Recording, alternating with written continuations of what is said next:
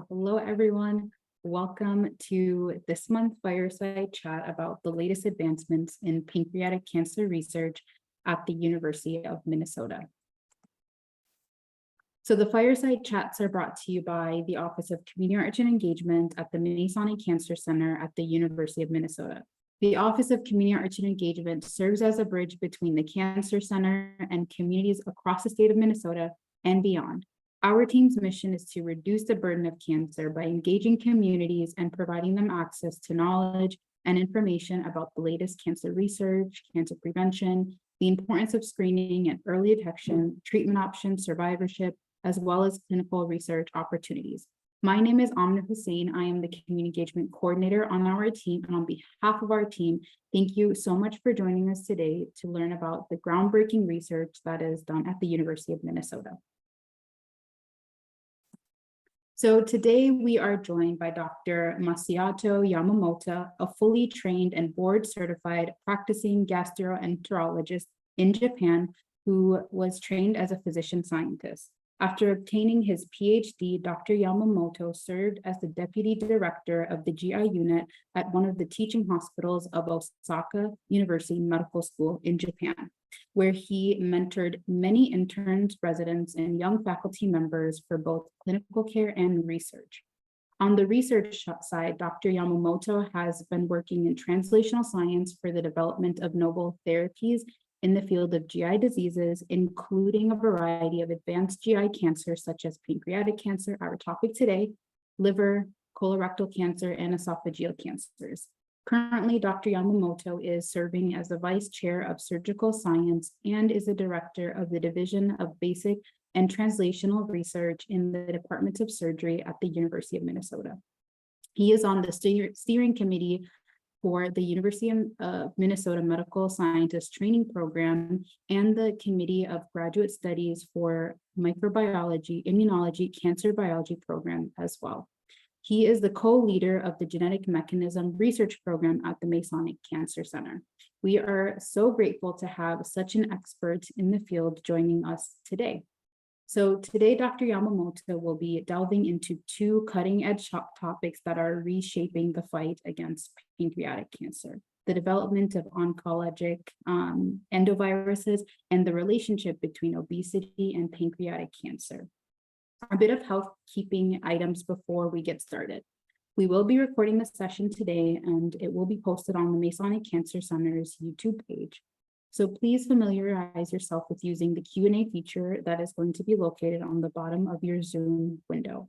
During Dr. Yamamoto's presentation, please use the Q&A feature to submit your comments, your questions, and reactions. And then during the Q&A at the end of Dr. Yamamoto's presentation, we'll have plenty of time to delve into some of the Q&A. So for University of Minnesota employees and spouses participating in the University of Minnesota Employee Wellbeing Program, I'm going to put a link shortly to complete the survey to mark your attendance for the wellbeing points. And you won't be able to copy and paste the link from the comments, but you can just type the URL. And then also the link will be included in tomorrow's post-event email. All right, without further ado, Dr. Yamamoto, the virtual stage is all yours. Okay, so great to be here and to show up that fireside chat. I hope we can have an actual fireside chat in the near future since COVID things are gone. So let me share the screen first. Is it appearing okay? Yes, it is. Okay, good. So let's get started. So today's topic is there are two things. One is oncolytic adenovirus for pancreatic cancer, which is our main project. But another thing we have started recently is obesity and pancreatic cancer. So as introduced, actually, I'm vice chair of surgical science, but my training is a gastroenterologist, internal medicine in Japan. So the first, actually, let me introduce my team. So this is our team. There are several PIs in our bigger team. Myself and Dr. David Orr, who initially was trainee of myself, but now she is the independent and having NIH grants. And Dr. Glaoka is a surgeon who practices at the VA hospital and doing research activity here. So these are a large team, and and we try to advance the science in the field of pancreatic and other so-called refractory. Refractory means actually difficult to treat cancers. And we have a lot of support from federal government and particularly from some donors, which supports my endowment and other things. So myself, as I was introduced, I'm from Japan. I was practicing GI medicine, and I'm internal medicine guy. And this field is pancreatic cancer and adenovirus-based gene therapy mainly. And my motto is most experiments fail. This is reality of scientific work, but we are dealing with those kind of stuff every day. The purpose is to enable what is conventionally impossible in order to improve the life of advanced cancer patients. So that's my purpose. And I play bass. I do DIY and electronic works, including setting up some tube amp kind of stuff. And I'm a big fan of Japanese anime. So in my career, I was practicing GI in Japan, but I changed my direction to get a postdoc research position at the University of Alabama, Birmingham in '99. The reason is so many patients come to clinic with advanced GI cancers. And particularly the pancreatic cancer patients comes to clinic mostly as advanced stages, like 80% or more patients already have a spread or metastatic diseases upon initial diagnosis, means that they are not subject of immediate resection by surgery. And the median survival without surgery is dismal. So at the time for those patients, I was giving 5-FU and CDDP. This is conventional chemotherapy. But I think this is actually, this is just a stone axe kind of situation. It's not sophisticated.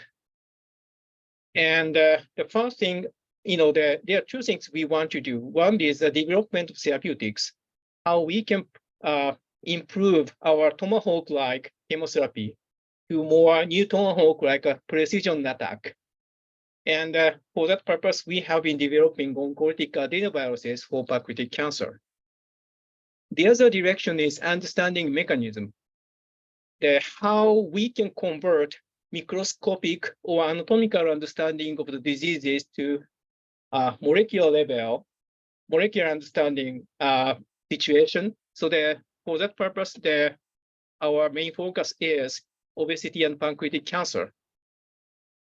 So these are the main activities we are pursuing in our lab. And first, I will talk about oncolytic adenovirus for pancreatic cancer. So why virus vectors? There are so many viruses in the world, including now people know that COVID-19 and coronavirus. Actually, that's been the virus which causes only just common cold, but mutation makes that so virulent and became a big issue worldwide. And actually, virus is a naturally evolved gene delivery vehicle that delivers DNA or RNA to the cells and then replicate itself and that being amplified and trying to infect many cells and then trying to jump from one person to another. So that's the behavior of the viruses, means that the viruses are naturally evolved gene delivery vehicles. And when we think about cancer therapy, we have to transduce vast majority of the cells.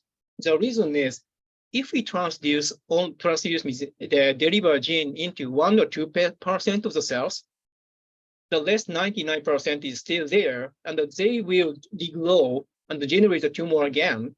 So that cannot be a therapy. So when I was a PhD student in Japan, actually I was doing a non-viral gene delivery, and the left side is from my thesis paper. This causes only 1 to 2% the transduction of the liver. It's not very good for cancer therapy. Right side is, the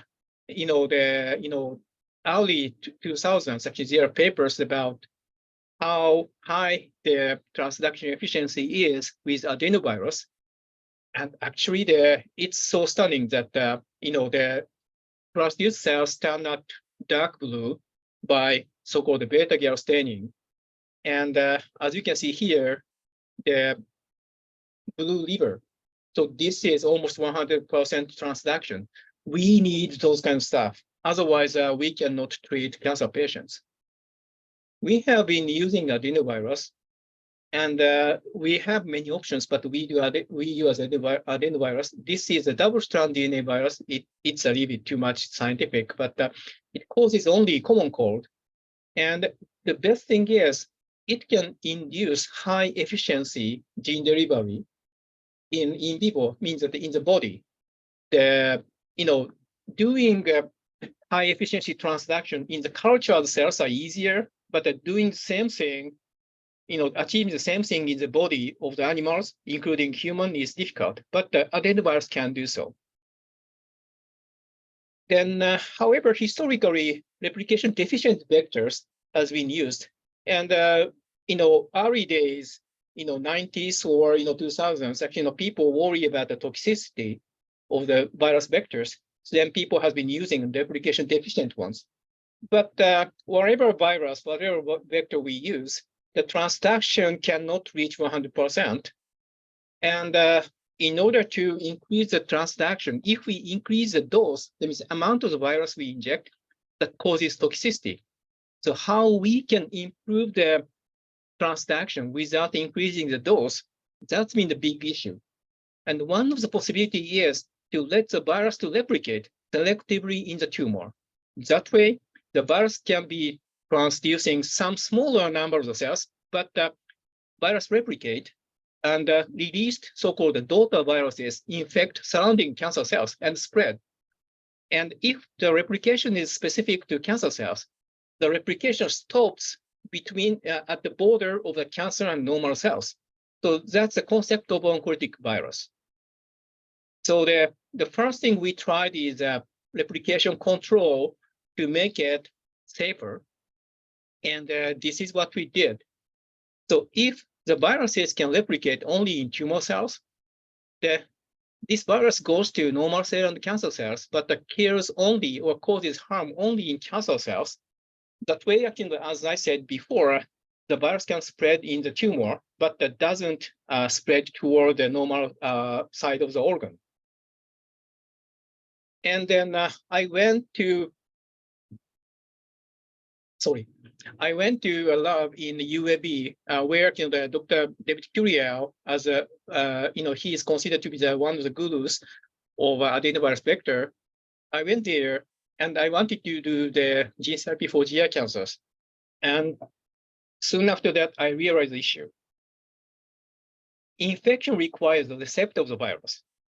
And adenoviruses, which we are using, is generally speaking adenovirus type 5 or 2, which requires Coxsackie adenovirus virus receptor on the surface of the transduced cells. Without it, infection doesn't happen. But most of the GI cancers, pancreatic cancer or colon cancer, doesn't have that. So I got stuck. Then there was an interesting paper from another team in the lab, which is about changing the tropism of viruses by putting some binding motif into the virus.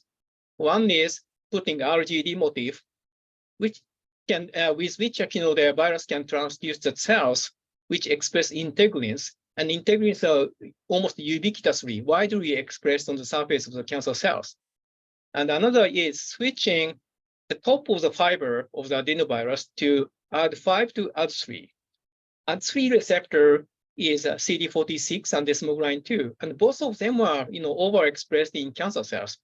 That way, in theory, by using these two, either of these two, that we should be able to transduce cancer cells much better.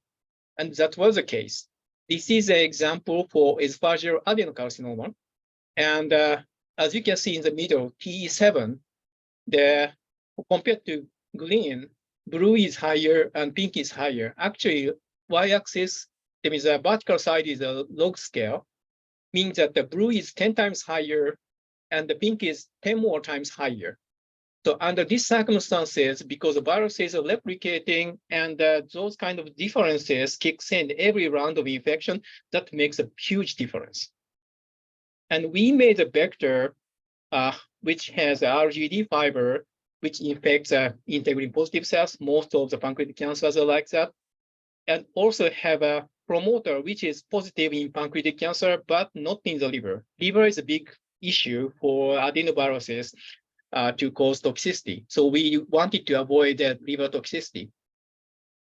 And we did the experiment in mice. And as you can see here, they're compared to the middle two lines, which is the closed triangle and closed square. These are viruses which doesn't have fiber modifications, RGD. Bottom two, the open square and the open triangle are the ones which has RGD. So with this vector, the tumor growth in the mouse model was suppressed. And as you can see in the inset, which is a microscopic figure, green staining is a viruses replicating in the tumor. It didn't actually show any replication in the tumors which was injected with control viruses. And based on that, we decided to pursue clinical translation of this vector. It took years because, as you may know, getting approval for the phase 1 trial from FDA requires the good amount of scientific evidence. Then we have to do distribution study and toxicology study and clinical grade vector production. It took years. There is dozens of years actually. And now we come to the stage to initiate clinical trial. So that now actually the FDA is now reviewing our investigation of new drug and the clinical grade virus production. It's called a CGMP production is finished. And the final approval after clinical grade, final approval is awaited after clinical grade quality assurance.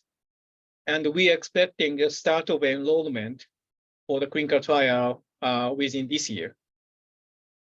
So the second one is more the futuristic things.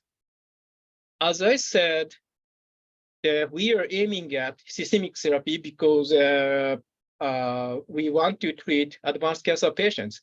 Advanced cancer patient means the tumor is not local. If that's not local, surgical resection cannot cure, then we have to have a systemic therapy which can treat spread or metastatic diseases. And there are some issues. One is actually the virus is injected into the vein, into the blood vessel, will be stolen by the other organs, which has a receptor for that. For adenovirus, biggest issue is the liver and spleen. And for that purpose, actually, we want to reduce the transduction or binding to those organs. And that way, if we can control the binding and the infection, the viruses does not go to normal organ, means that we can reduce toxicity based on not the replication, but simply a lot of viruses go to normal organ. And the second point is because it's not stolen by the unwanted organs, meaning that more viruses goes to the tumor. So in theory, what we want to do is without virus, actual distribution is like this, but I'm sorry, without targeting, the distribution is all over. But with targeting, we should be able to focus the delivery to the tumor. So that's what we want to do. And as I said, the adenovirus binds to surface receptor CAR. So if we change the adenovirus part, which binds to CAR, we should be able to change the tropism. That means tropism means a binding selection, binding choice we should be able to achieve the goal, not to transduce normal cells, but only transduces tumors. Saying is easy, but doing very difficult. Whenever many people try to put some known peptide motif or protein motif into the virus, that's been a big issue. Basically, that's like a changing one piece of a wood puzzle into some other shape. It doesn't fit. That means there are no virus assembly. Or if you force that in, the piece cracks. That means the ligand affinity goes down. So due to that, we couldn't do that efficiently. One way to avoid that is to do the screening of the motif from the beginning with the adenoviral structure. So one possibility is to replace that binding domain to CAR, which is 7 amino acids, replace with random motif, then do the screening. And it creates 7 amino acids, makes a combination in total of 1.28 times 10 to the 9th. That's a huge number. And in order to achieve the library of virions, we tried our best, but at that time, the best library system we can create is 10 to the 6, means millions. So that we have to achieve billions, but we only have millions. So then there are 3 bottlenecks, and one of the postdoc, it becomes a little bit too much, the detail. So just I skip this part. And one of the postdoc try hard to overcome those issues, and he addressed those 3 points and achieves a high diversity library. And screening of those motifs are relatively simple. Put that huge library into the target cell. Only the ones which binds to the cells enter the cells and getting replicated, like a blue one, as you can see here. And that will be amplified, then we can recover the viruses. We repeat this several times. And one example is mesothelin is overexpressed in pancreatic cancer, ovarian cancer, and other malignancies. So we expressed this mesothelin on the surface of the target cell and did the screening. As you can see here, initially the library is random, but enrichment happened toward one clone.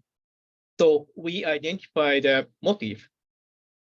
And then this one shows a killing effect in the mesothelin positive cells, which is on the left side. You can see red square, and right side is a mesothelin negative cell, which was not affected. And the best data we can show is after intravenous delivery, the viruses sequestered to the liver was more than 1 order less than unmodified virus. As I said, the healing by the liver has been a big issue, so we can avoid that. Transduction to the tumor is a little bit better, but after 1 week, that makes 3 orders of difference between non-targeted virus versus targeted virus. So after tumor is established in the mouse model on the back, so we injected this virus in the tail vein, and only green triangle shows the therapeutic effect, which is targeted virus. And the best thing is that this shows the very strong effect in patient-derived xenograft model, because this is a tumor which came from the surgical specimen we obtained at the operation room after surgery, and we grew them on the back of the mice and tried to treat them with the viruses. As you can see here, the blue line targeted virus showed a very good suppression of tumor growth, but the control and wild type didn't show such kind of a therapeutic effect. So this means that this targeted virus shows a lower sequestration to the normal organs and more transduction to the tumor, and enable systemic therapy for intravenous injection. So that's the way we would like to achieve the future therapy for pancreatic cancer, particularly advanced stage pancreatic cancer patients. And I want to briefly talk about obesity and pancreatic cancer. So this is a new initiative we initiated with our department chair, Saidi Kuramdian. He is a bariatric surgery who treats the patients with obesity. And unhealthy obesity causes a lot of harm in the meaning of environment in the pancreas and the adipose tissue.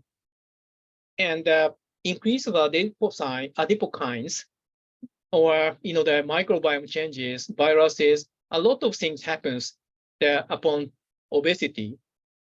And elucidation of a relationship between obesity and pancreatic cancer provides a critical information for the understanding of pancreatic cancer carcinogenesis.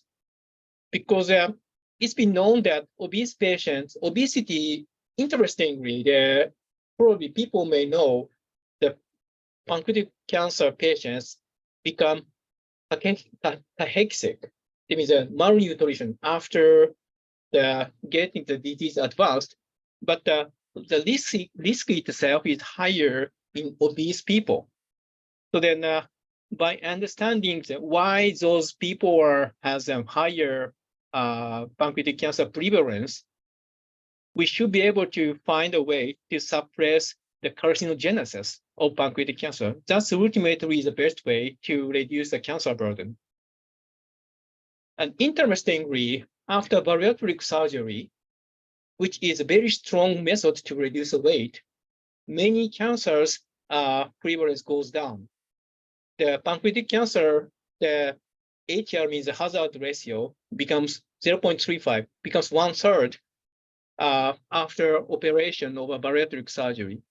And some other cancers shows a similar effect, hepatocellular carcinoma, and esophageal cancer. Actually, esophageal cancer is a combination of metabolic change and also because we do we shrink the stomach, means that there is no much reflex to the esophagus. So then, there are several other factors like anatomical changes after surgery, which kick into this effect. So we focus on molecular aspect of the bariatric surgery. There are two things. One is FABP4, fatty acid binding protein 4, which is one of the protein which is reduced after bariatric surgery, and another is cellular senescence of visceral adipose tissue. And first, I will talk about the FABP4. There are several fatty acid binding proteins, FABPs. Actually, this is a kind of detergent protein which solubilizes fatty acid in the cell. Otherwise, the lipid stays as a lipid and cannot stay in the cells in a stable situation. And among 12 FABPs, FABP4 has been analyzed in liver and pancreas, and particularly this one is very important for adipose tissue. And obese people showed high blood FABP4, which corresponds with metabolic syndrome and inflammatory markers, including cytokines. And interestingly, after surgery, bariatric surgery, the circulating FABP4 goes down significantly. And FABP4 has a lot of effect clinically. High FABP4 patients has a poor prognosis in pancreatic cancer. PDAC is pancreatic ductal adenocarcinoma. And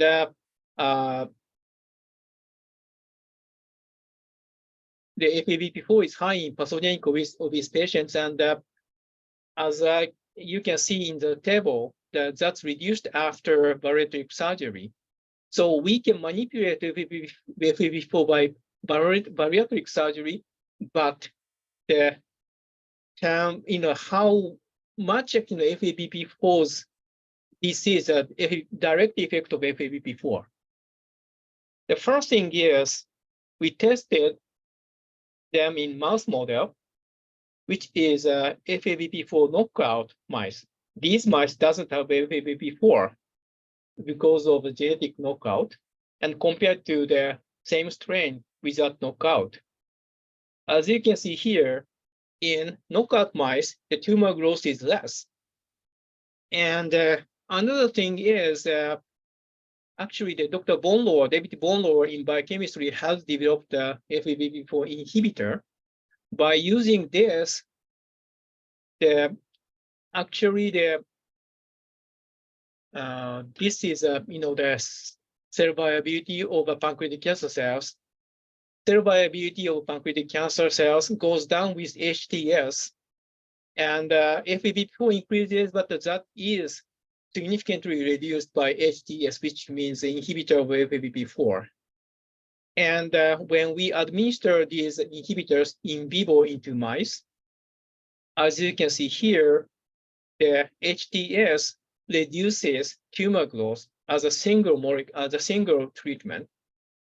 But mostly, and here, actually, the FABP4 knockout, the blue staining here is a so-called aging-related beta-gal staining, and blue cells are old cells. And the high-fat diet, which makes mice obese, that causes the adipose tissue. Blue means aging happens. But bariatric surgery, blueness is gone, meaning that the aging didn't happen after bariatric surgery. Sham surgery, which means open and close, but not doing the bariatric procedure, didn't have such effect on the right-hand figure. And interesting point is when we tested the therapeutic effect of HTS, which means FABP4 inhibitor, the actual tumor in the pancreatic region, not subcutaneous, the pancreatic region was suppressed and reduced, and the survival was improved. And the most significantly, that has reduced the establishment and growth of liver metastasis, which is one of the issues for pancreatic cancer patients. So we can suppress the tumor volume of liver metastasis by using HTS, which means FABP4 inhibitor. So meaning that manipulation of these factors may lead to novel preventive and therapeutic method in pancreatic cancer. And one thing is actually FABP4 inhibitor. And the other thing we are trying to think is to reduce the cellular senescence in the adipose tissue, which means so-called senolytics, which is a combination of two drugs, the dasatinib and the quercetin. And that's another intervention we will try. And bariatric surgery can induce both effects. That means reduction of FABP and reduction of cellular senescence. However, that's a big procedure. I don't think that's for everyone. So then we are hoping that the more, the lower hanging fruit, by using FABP4 inhibitor, which, we can analyze the mechanism of this kind of molecular background of obesity and pancreatic cancer, and also the enhances the effect of chemotherapy in the future. So future direction, first part, because we are starting clinical trial with oncolytic virus, and second part, further development of new therapy for systemic therapy. The third one is elucidation of a relationship between obesity and pancreatic cancer, and its application to development of novel therapeutics. Particularly, this inhibitor of FABP may enhance the effect of chemotherapy, so that may lead to less toxic chemotherapy for the patient with pancreatic cancer. And this is the end of the presentation. I intentionally run through, and actually I'd like to, I'm happy to answer any questions. Don't have to be related to this presentation, general questions as much as possible. Thank you. Thank you so much, Dr. Yamamoto, for sharing your expertise and insights with us today. I mean, your extensive knowledge and the research that you have done in pancreatic cancer is remarkable. So thank you for that. So we're going to transition to our Q&A portion as Dr. Yamamoto shared. So please submit any questions that you have. It can be questions that are just about pancreatic cancer, GI cancers, specific questions that you have in addition to what was presented today. So it is not a fireside chat without getting our fire started. So let me do that. Good. All right. So it looks like there's actually a question that was submitted during your presentation. So we can start with that question. So for the mouse model that you used for obesity, were the mice obese or normal with knockout of FBP4? FBP4 knockout mice tend to be a little bit more skinnier compared to the FABP4 intact mice. That's originally the idea that bone lowers have started to make the FABP4 knockout mice skinnier. Okay. Yep. And then a follow-up question to that is, were these mice being treated with drugs like FBP4 inhibitors or viruses? Mm-hmm. So the question is, are the mice being treated with drugs like FBP4 inhibitors or viruses?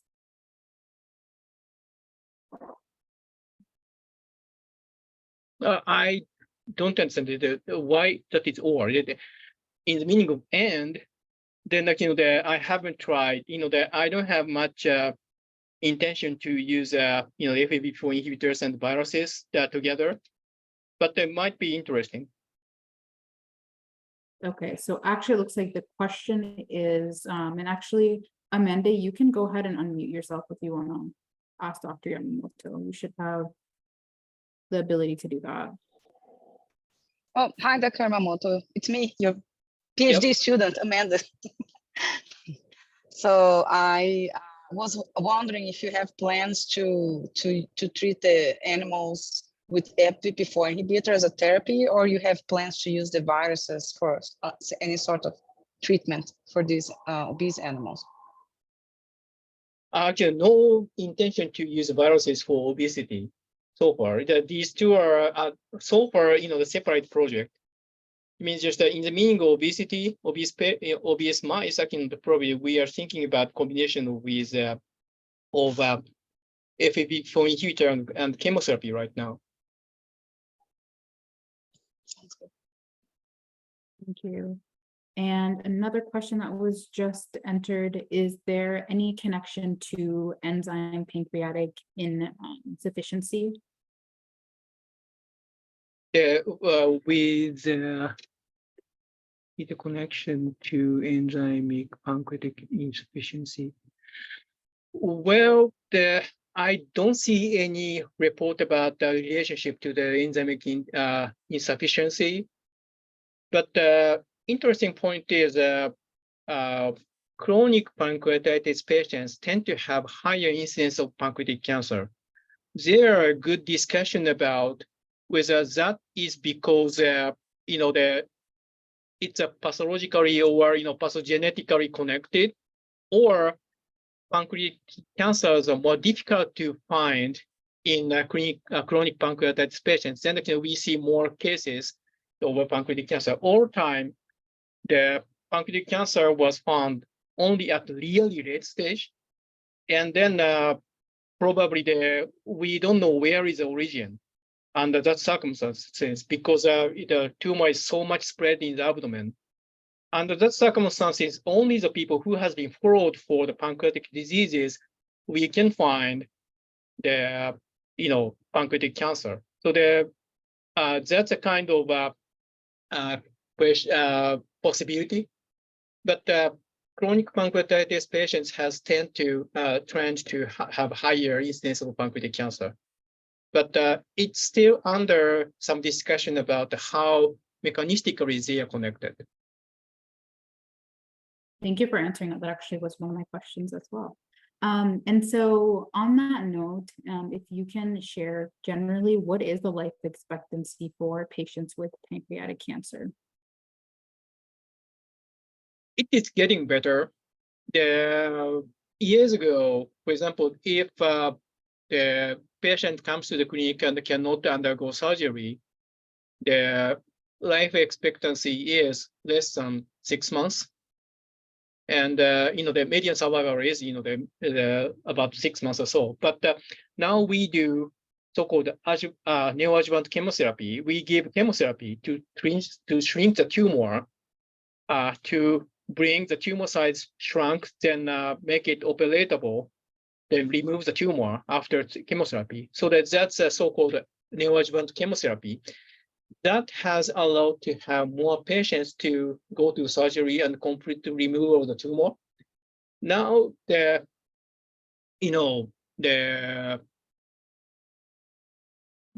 prognosis is getting better, but still the patient undergo surgery after chemo, the prognosis is not very good. Thank you for sharing that. So for someone who has a family member or friend diagnosed with pancreatic cancer, how can they stay informed about some of the latest advancements, the availability of clinical trials, and just, so yeah, how can they just really stay informed? We have to categorize those things into two categories. One is there are several families reported, not only several, there are dozens of families reported to have accumulation of pancreatic cancer, and which has been followed by Johns Hopkins and Mayo Clinic a lot. And that family, because they have so many patients comes to pancreatic cancer, they have to be, they're heavily followed by heavy checking, like endoscopic ultrasound or MRI to detect small tumor. And in case actually you have someone is diagnosed with pancreatic cancer, when I checked those kind of things, one of the things which was told is if you have more than 3 people in your family, you have higher incidence. And 1 or 2 may not be very much different. Actually, myself, my father was diagnosed with pancreatic cancer, means however, based on that, I don't think I'm at really high risk. I'm not at higher risk. But still, whether there is some, difference or not might be. I got to be careful. In case I have abdominal symptom, I may ask to check the pancreas because my father had pancreatic cancer. And because pancreas is deep inside the body, checking pancreas is not that easy. If you are lucky, ultrasound checking may find that, but because the intestine around the pancreas can inhibit the detection of the tumor in some region, the best way to detect the tumor is endoscopic ultrasound. It means that you have a ultrasound probe at the head of an endoscope. It has to be done by gastroenterologist by endoscope from the mouth, then check the situation in the pancreas by ultrasound. That's the best powerful way. But again, it's not for everyone. Probably you don't want to, swallow that relatively big camera every 3 months or so. So that it may not be, practical. And another thing is, again, the MRI can detect smaller tumor compared to CAT scan, regular X-ray CAT scan or something like that. But if you have some symptom, you might be able to find the tumor. But doing screening with those kind of techniques are really difficult because detection rate is really low.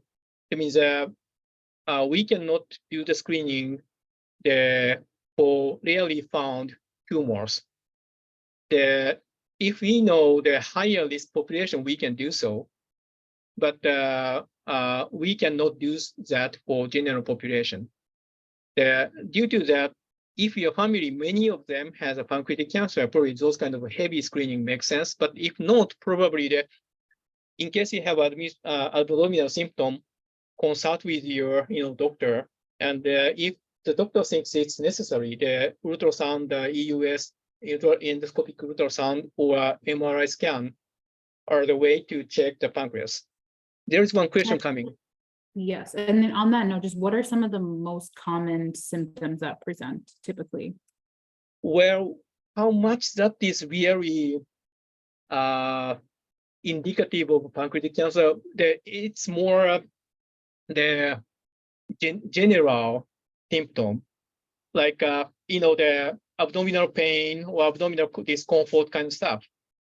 And whether that is this symptom coming from pancreatic cancer, or due to those symptoms, they get the exam, then tumor was found.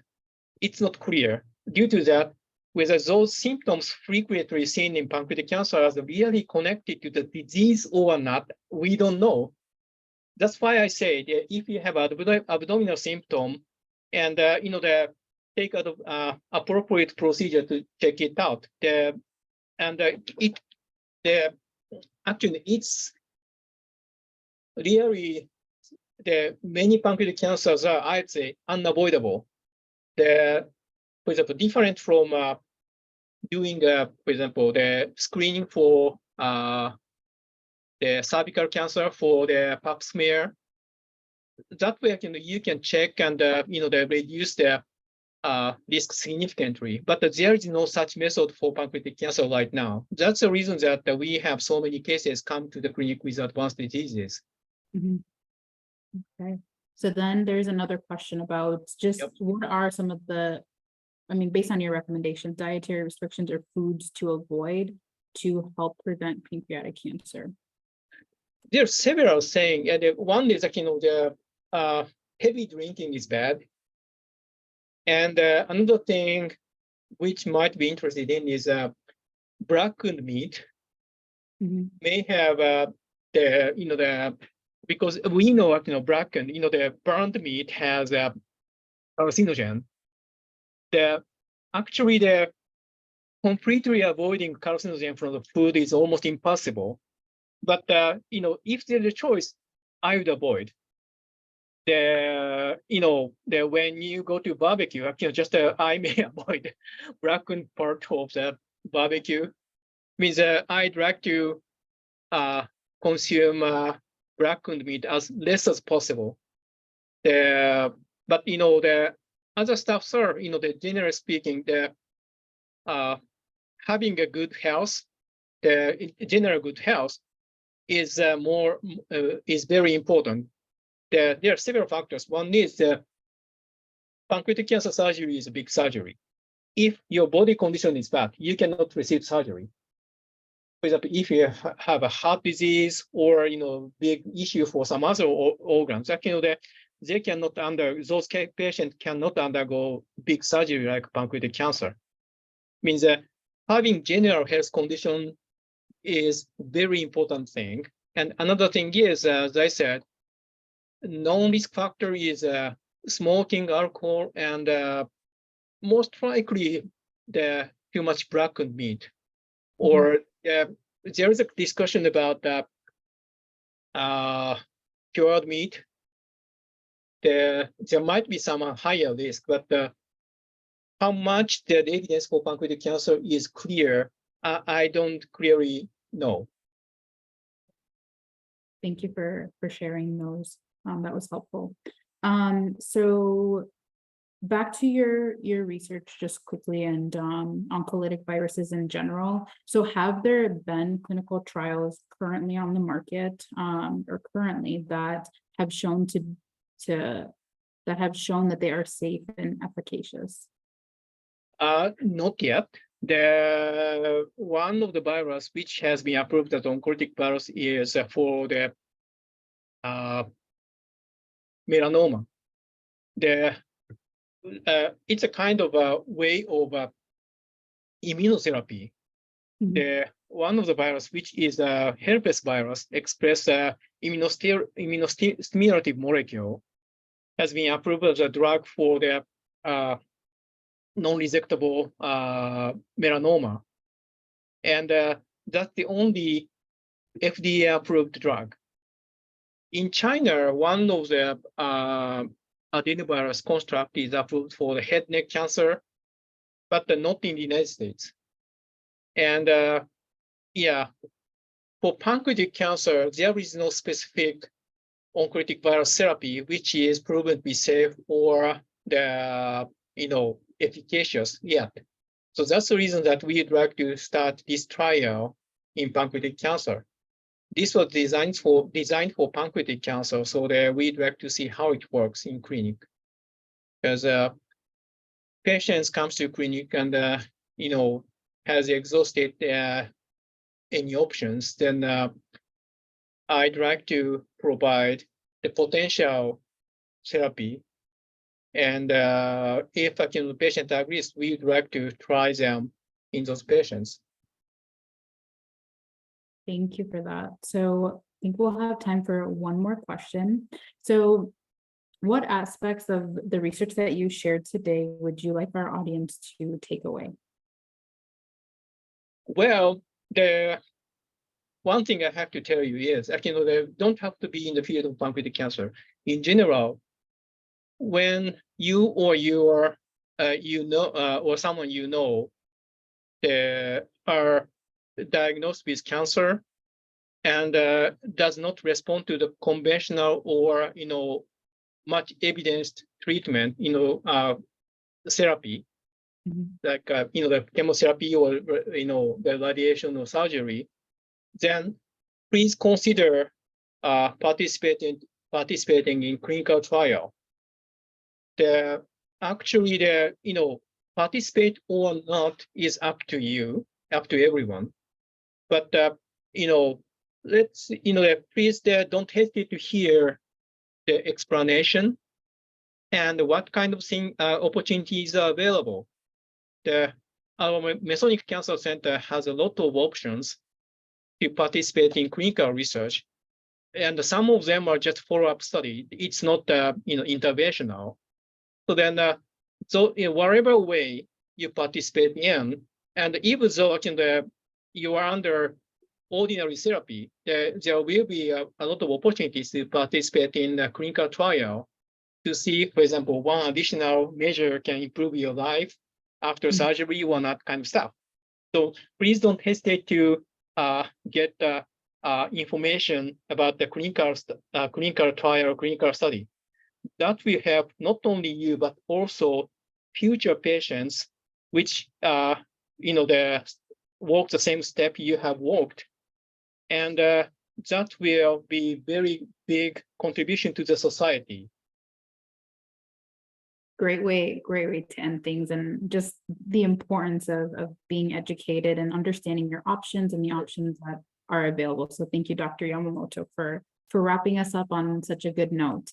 So we are out of time for today. Dr. Yamamoto, thank you again for your time and expertise. I mean, your dedication to advancing the field of pancreatic cancer is truly inspirational. So thank you. Thank you very much. Yeah, so after our session ends today, there will be an opportunity for you to fill out a brief survey for us. So that will be populated on your Zoom window. And please complete the survey because it really does help us plan future fireside chats and improve them as well. After submitting the survey, there is actually a link that you can click on to enroll to the drawing to potentially win a swag pack filled with goodies from the Masonic Cancer Center. And then again, everyone who tuned in, excluding University of Minnesota affiliated staff, students, and faculty, unfortunately, will be entered into a drawing to win a $25 Target e-gift card. So 2 lucky winners. Keep your eye on your email because you might be one of them. And then join us for our next fireside chat on September 20th at 2 p.m. in honor of Gynecologic Cancer Awareness Month. And lastly, please make sure to follow the Masonic Cancer Center on all of our social media platforms to stay up to date on future announcements and events from the Office of Community Engagement. But also, if you head over to the Masonic Cancer Center's website, you can find more information about clinical trials that are available to you. Thanks again, everyone, for joining us today. Have a wonderful evening. Take care, and we will see you next month. Thank you. Thank you.